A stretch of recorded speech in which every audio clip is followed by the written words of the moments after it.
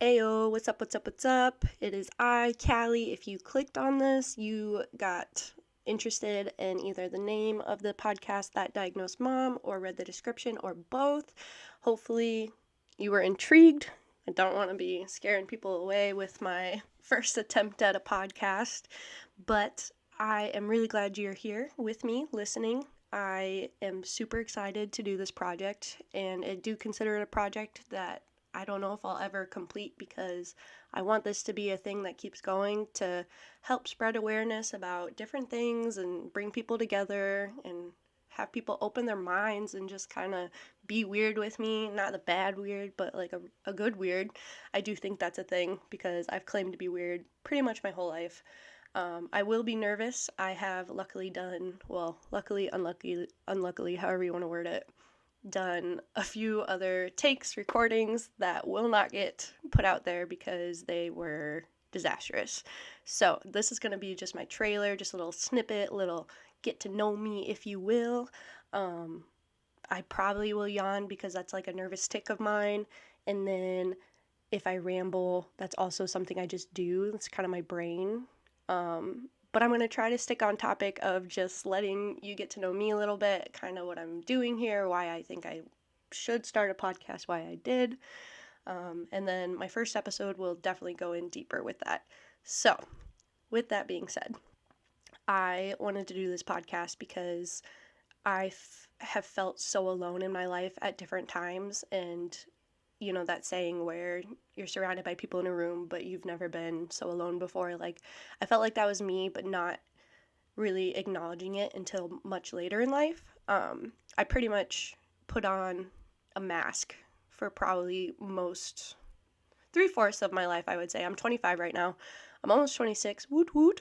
But I just was a happy person, but I don't think I ever knew who I was or really what I wanted to do with myself. Like, I knew I wanted to help people in whatever way I can. My initial goal was like a psychologist, but then I realized how much mental strength and effort that takes, and I would not be able to separate home life and work life. I would bring everything from a client home and just, I would make it part of myself because I would want to help them in any way I can.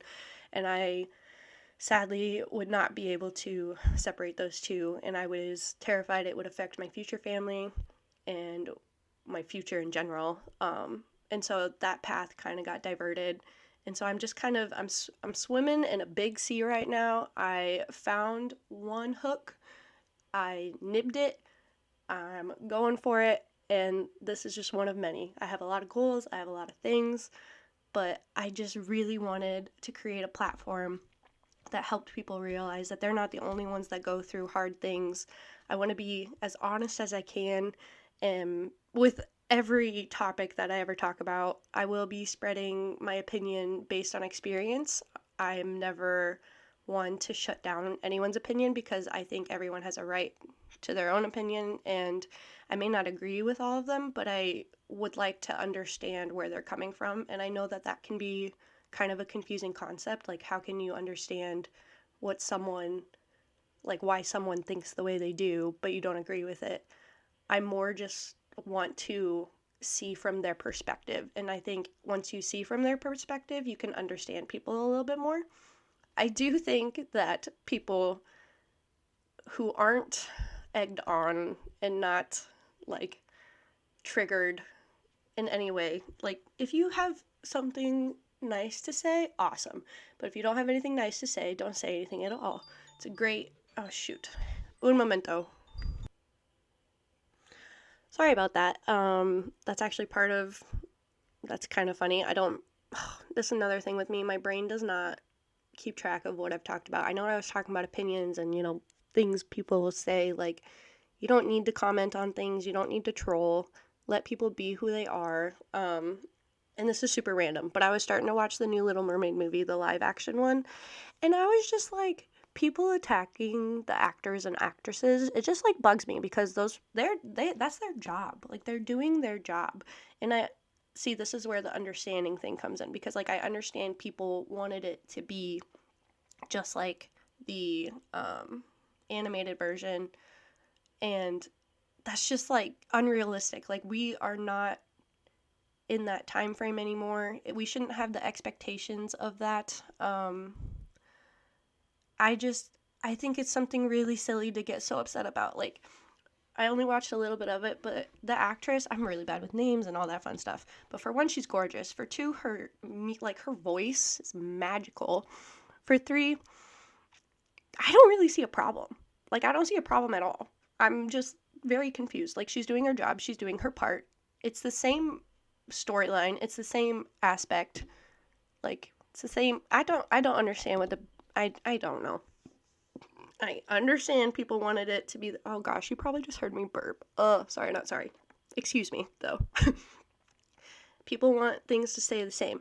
That is just so unrealistic. Like, everything changes, and anything can change in an instant.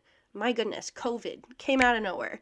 I know some people don't believe in COVID. I have an autoimmune disease, so whether I believe in it or not, it will affect me differently, whether it's a sickness that's already been, whatever, and it's just more common now, yada, yada, yada. I don't really care. Me personally, that affects my health, which then affects my children, which then affects my whole family, like husband included. Also, 2 kids, 2 toddlers. That's what I have. And a husband who's amazing and great and strong and handsome. But I just, like, that's what affects me. Could I not care about COVID? Sure. Would that be irresponsible for me personally? Yes. Will it be irresponsible for you? Maybe not. But I have to go in considering the medicine I'm on and what it does to my body, which is lower my immune system, the disease that I have and how much it already affects my life. Like, do I really want to put everything else at risk? And then, like, vaccines alone, because of my medication, they're not always, like, recommended. So I just have so many things to weigh. You don't believe in vaccines? That's fine, because whatever. Like, I don't, like, I care what your opinion is because it matters to you, but, like, as far as it affecting me, I do not care. I just don't. I gotta do what's best for me and my family. Once you have kids, just a fair warning, not even a warning, like, it's a beautiful thing. You can literally just give the middle finger to pretty much any toxicity in your life. Like, it switched so fast for me once I had kids. Anything that was causing problems for me was not worth it anymore because it could affect my children. So, hey, I kind of went on a rant there. Did not mean to. Again, this is just a trailer. I don't know if I think I'm going to keep it at 10 minutes. I'm almost at 8 right now. But I just really want to stress the fact that I just want to be here as an ear, as, like, people. I want people to ask me questions. I want to educate people. There's so many things that I want to talk about. So many, and, like, it's not all going to be confined in the diagnosed mom part, as in, like, health issues and being a mom, stay-at-home mom, like, all those things. That's not all it's going to be. No. My brain has too many thoughts for that. Like, I want to do an episode. I'm going to dig into some history about who came up with words and why we all just abide by them. Like, we just all use them and don't question words. Obviously, kids are just making up, not even just kids, but there are so many words that get made up. Like, fladoodle, I say fladoodle all the time. It's just like one of my, like, if I'm stressed out, I'm just like, fladoodle. But then, like, right now, I don't even know if it's still a thing, but Riz was a word, and that's apparently, like, when someone's got, like, game of, like, I don't even know. Like, they just have good flirting skills, maybe? I don't know.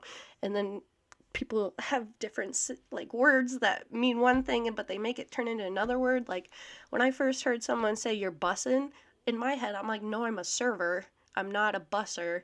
And then they're like, no, like, you're bussin', you're killing it. And I'm just like, what is happening? What is happening? Oh my goodness. So, oh my gosh, we're already at 9 minutes and, like, almost 30 seconds.